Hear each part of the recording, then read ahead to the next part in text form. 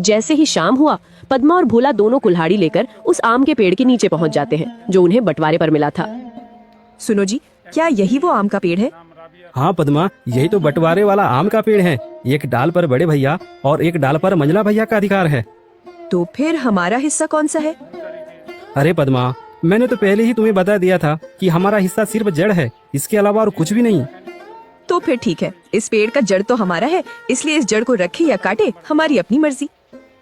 दोनों पति पत्नी आम के पेड़ को काट देते हैं। आम का पेड़ नीचे जमीन पर गिर जाता है। एक जोरदार आवाज होता है। भीमा और लल्लन दौड़कर पेड़ के पास आते हैं। भोला और पद्मा को दोनों भाई पकड़ लेते हैं।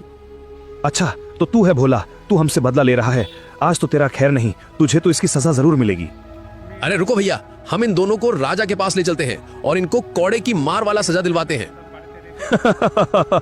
हाँ, बिल्कुल ठीक कहा लल्लन तुमने। राजा के पास जाकर दोनों भाई ने बताया कि भोला और उसकी पत्नी ने अपराध किया है।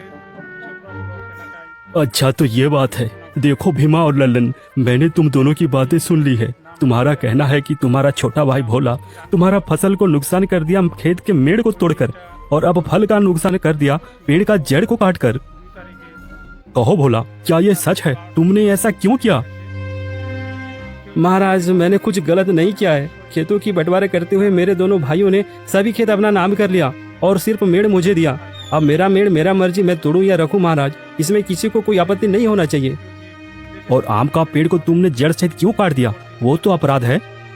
महाराज, जब बंटवारा हुआ था तब मेरे दोनों भाइयों ने आम से लदे हुए डाली ले गई और मुझे सिर्फ आम के पेड़ का जड़ को दिया। अब चूंकि महाराज जड़ मेरा है तो मैं काटूं या रखूं, ये मेरी मर्जी महाराज। इसमें किसी को हस्तक्षेप करने का कोई अधिकार नहीं है महाराज। चूंकि जड़ मेरा था तो मैंने इसे काट दिया। वैसे तुम्हारा भी कहना सही है। तुमने तो खूब बदला लिया है भोला, ईंट का जवाब पत्थर से। वाह भाई वाह, मान गए तुमको भोला। महाराज, आप तो भोला की तारीफ करने लगे, हमें न्याय चाहिए। मूर्ख, तुम दोनों ने अपने छोटे भाई के साथ अन्याय किया है और अभी न्याय की आस लेकर मेरे पास आए हो। इससे पहले कि मैं तुम्हें कोड़े लगवाऊं, तुम निकल जाओ यहाँ से। उस भोला की इतनी हिम्मत, उसने सरेआम हमें बेइज्जत किया है। उस भोला को तो सबक सिखाना ही पड़ेगा। हाँ भैया, नहीं छोड़ेंगे उसे। भोला और उसकी पत्नी रोज की तरह आज भी मुखिया के खेतों पर काम कर रहे थे। दोपहर के बाद जैसे ही दोनों खाना खाने बैठते हैं, तभी वो चिड़िया दोबारा उनके पास उड़कर आती है। अरे अरे, यह चिड़िया तो फिर से यहाँ आ गई। लगती है भूखी होगी बेचारी। चलो मैं इसे कुछ खाना खिला देती हूँ। देखो ये चिड़िया कितनी प्यारी है। अगर मेरा भी कोई संतान होता तो उसे भी मैं इसी तरह खाना खिलाती। पद्मा ने उस चिड़िया को खाना खिलाया। खाना खाने के बाद वहाँ एक चमत्कार हो गया। चिड़िया अचानक एक युवक के रूप में बदल गया। आप दोनों ने मुझे वापस इंसानी रूप में लाया है। आज के बाद आप दोनों मेरे माता पिता हो। अरे अरे, ये क्या? ये तो अभी एक चिड़िया थी, अब इंसान कैसे बन गया? कहीं तुम कोई बहरूपिया तो नहीं? चले जाओ यहाँ से। युवक को अचानक देख डरने लगे कि तभी वहाँ ऋषि चरणदास जी पहुँच जाते हैं। देखो भोला, तुम दोनों को डरने की कोई जरूरत नहीं है।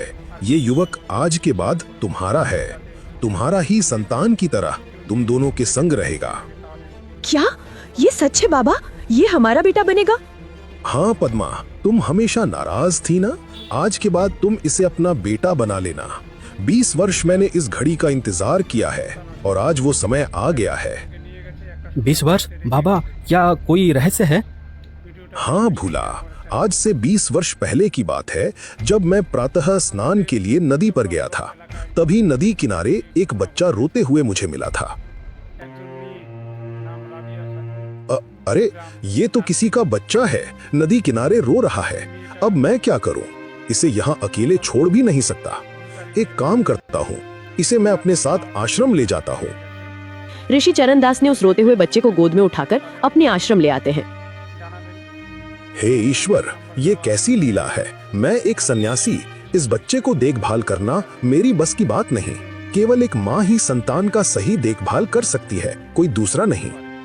ऋषि चरण जी बड़ी असमंजस में पड़ गए थे। वो दिन रात उस बच्चा के बारे में ही सोच रहे थे।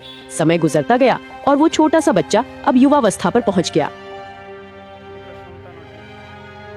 देखो बेटा माधा, मेरा भी अब उम्र होता जा रहा है। कब तक तुम मेरे साथ रहोगे?